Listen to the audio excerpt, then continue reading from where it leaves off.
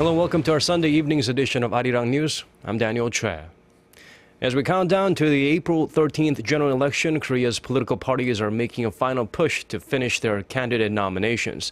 The ruling Saenuri Party announced its first list of candidates on Saturday. The main opposition Minju Party of Korea also released a list of candidates, including current interim leader Kim Jong-in, who will be running for seats as proportional representatives.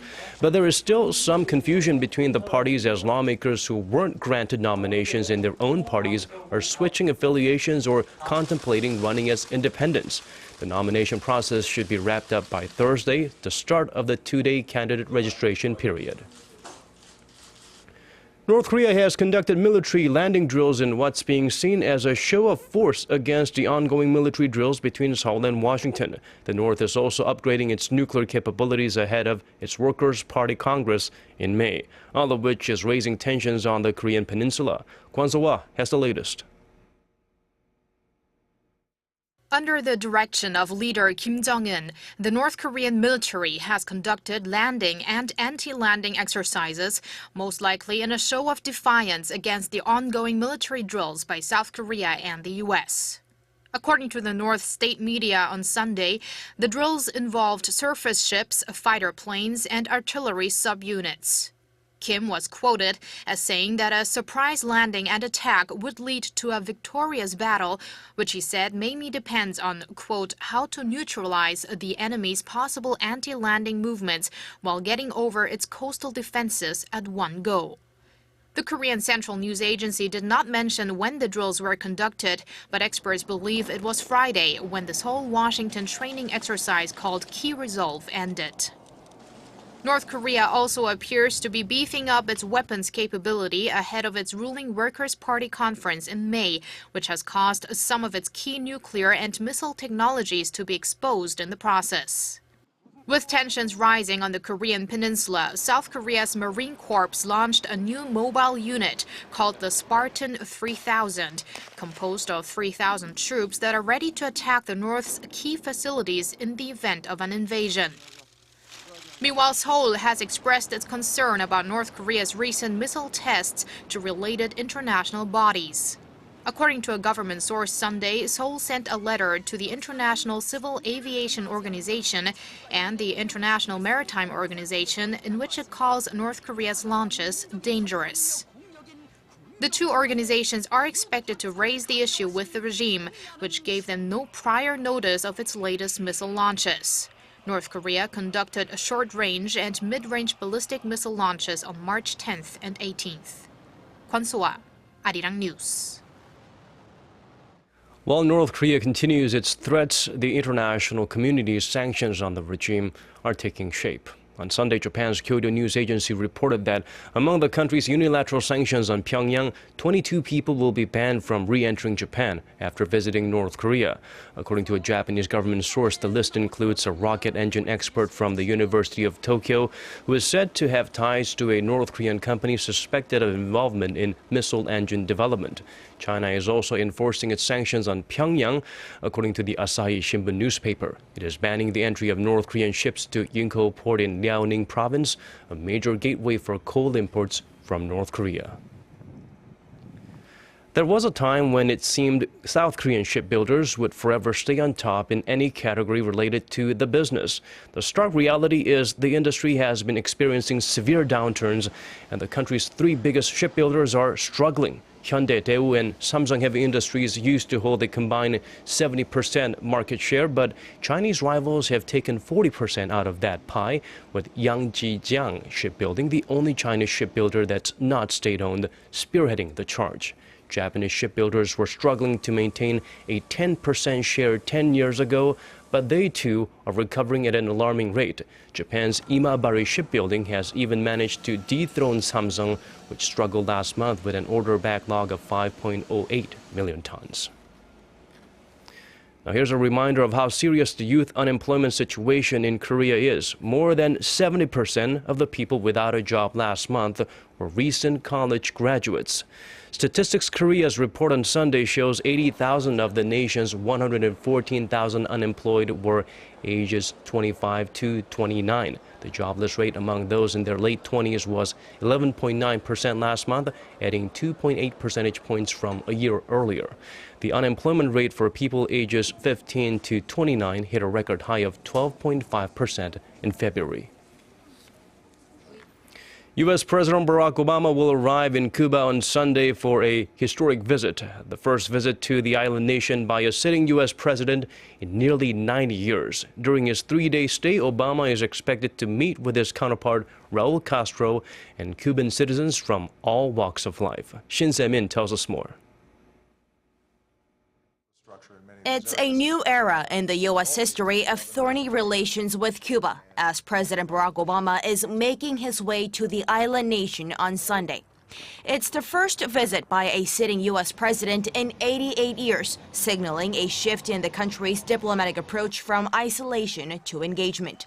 During the three-day visit, President Obama will be meeting with his Cuban counterpart, Raul Castro, and they're expected to discuss the next steps for the two countries in dealing with a set of complex issues, including Cuba's political and economic reforms. The White House said President Obama will also raise the issues of political prisoners and human rights.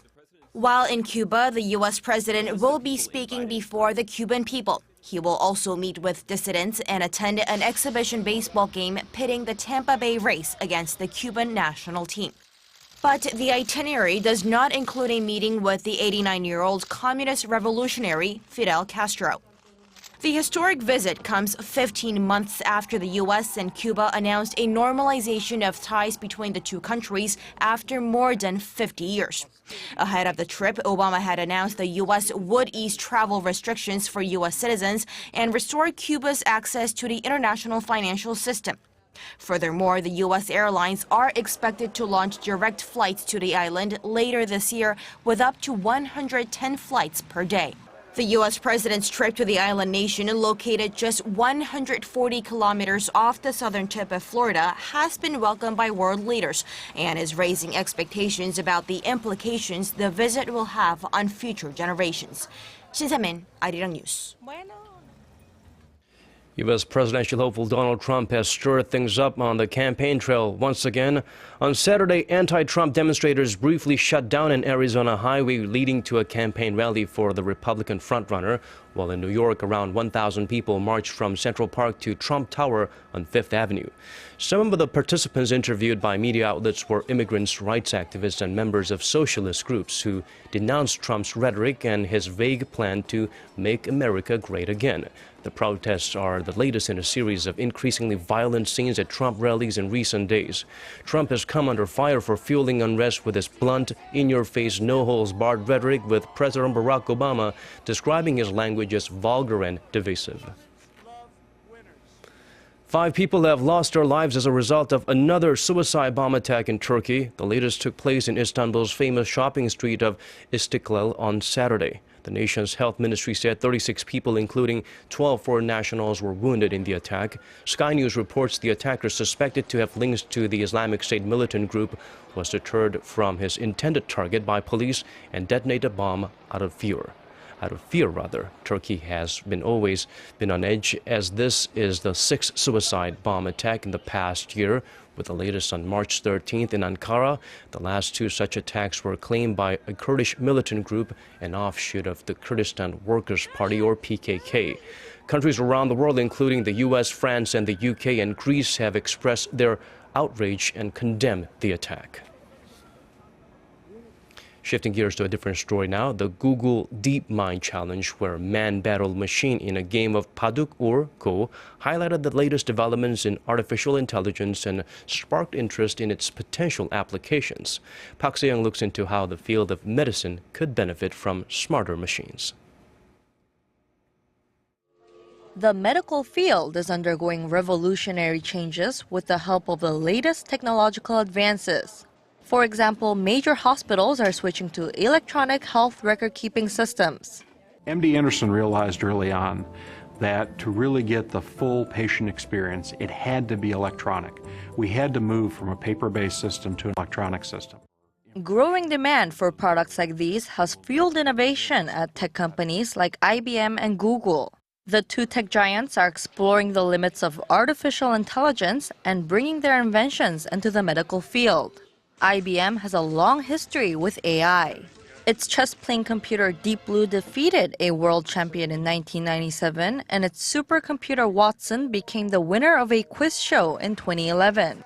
Its Watson Health system synthesizes data from medical records, scans, and other sources to help doctors identify ailments so they can treat patients more efficiently. Google, with its huge database of information, is quickly following suit. Its Hadoop-playing computer program AlphaGo recently threw the spotlight back on the prospects for artificial intelligence.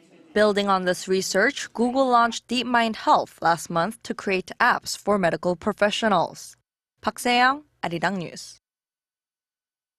Spring is in full bloom across southern Korea, where some of the country's biggest flower festivals opened over the weekend, attracting thousands for flower, food, and festivity.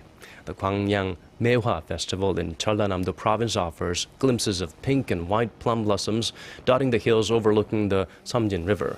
And the Gure Sansuyu Festival, visitors can admire brilliant clusters of cornelian cherry flowers on the foothills of Jirisan Mountain. Not only do these festivals offer fresh air and picturesque moments, there are plenty of local specialties and numerous outdoor activities to sample. Both festivals run through next Sunday. And now for a quick look at the weather before we go. First of all, it looks like the clear skies and warmer days will continue here in Korea this week. Expect the same, but be prepared for sharp differences in the day and night temperatures. On Monday, Seoul and Daejeon and Daegu will start off at a chilly 4 degrees Celsius, but the mercury will later shoot up to 17 in Seoul and 18 in Daejeon and Daegu. Some level of fine dust will be in the air, so do carry a mask with you. That's it for Korea. Let's check out the weather conditions around the world.